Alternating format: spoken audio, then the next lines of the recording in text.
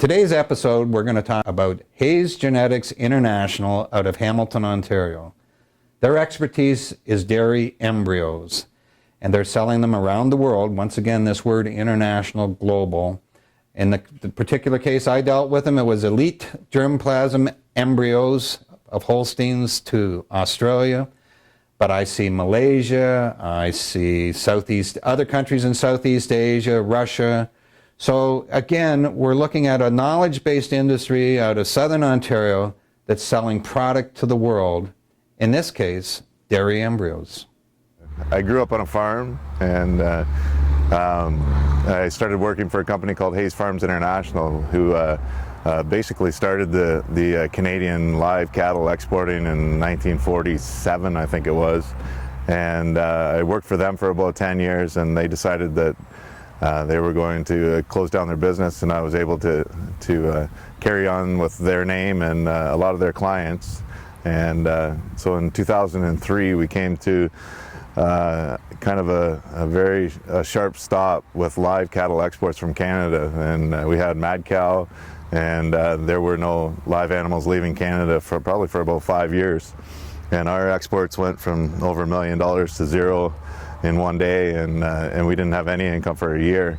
And we decided to retool into embryos, so we decided to diversify, try and go across the world a little bit more and not concentrate on one country and one commodity. I would say right now Japan, Australia, and Europe would be each about 25% of our sales, and we're in contact with each customer, I would say, at least once a week by email, and so that will be sending them some embryos that are available, some new hot embryos, additional information, some progress reports on other embryos that they've purchased in the past. When the income was zero, we really relied on the government to help us to travel to meet new customers, and even today, you know, the income isn't zero, but it helps where we're going to a place, maybe say a country in Spain right now is not doing so hot.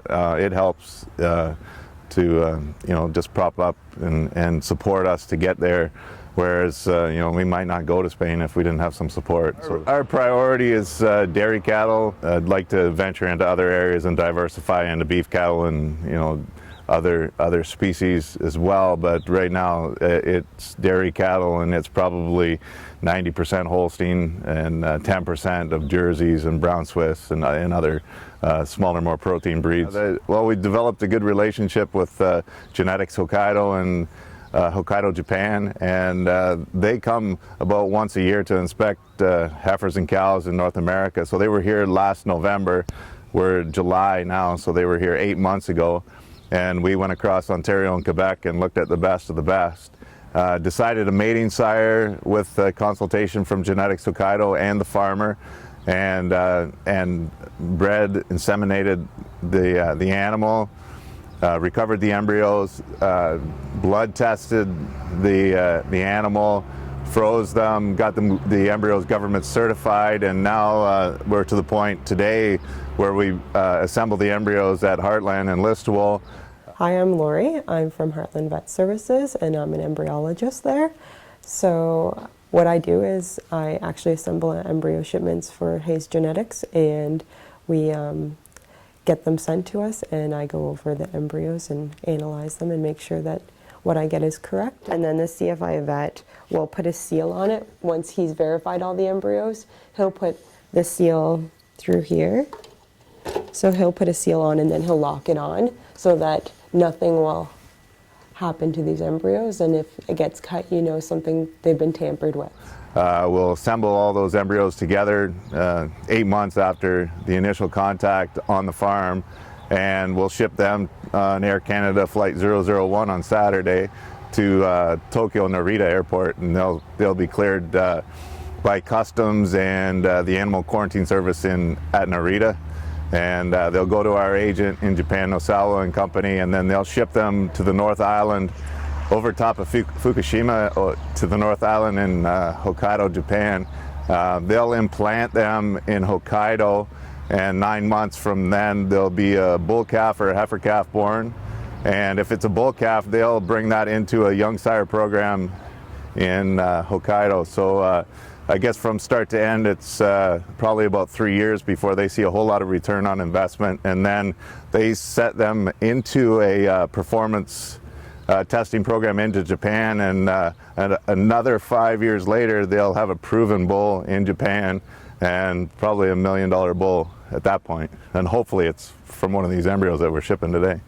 Trust is the foundation of this business. We're selling a microscopic embryo that you can't see with your naked eye. So we need to build trust. We need to stand behind our product. If someone buys some embryos and they have a problem and they don't have the results that they're looking for, we have to replace it. That took us 25 years to develop our name, and we can lose it in 25 minutes, and we're not about to do that. For me, no matter where we go or who we talk to, it's seeing them have the passion.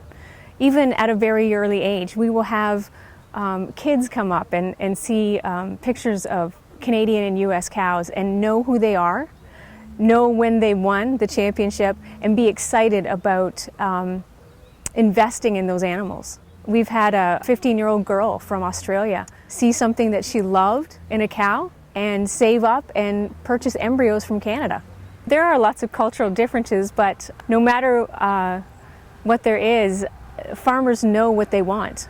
They know the good cows, and they know, even if they don't speak the same language, they know what they want. So we can buy a picture, have a picture of a cow, and they will recognize it, and we will be able to bridge the gap through that.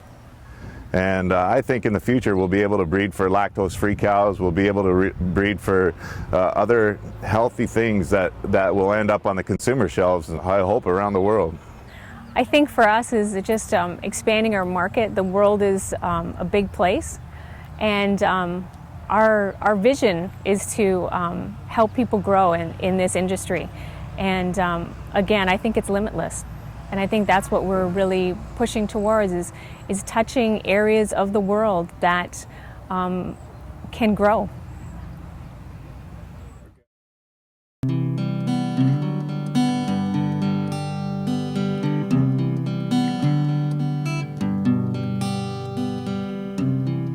Mm-hmm.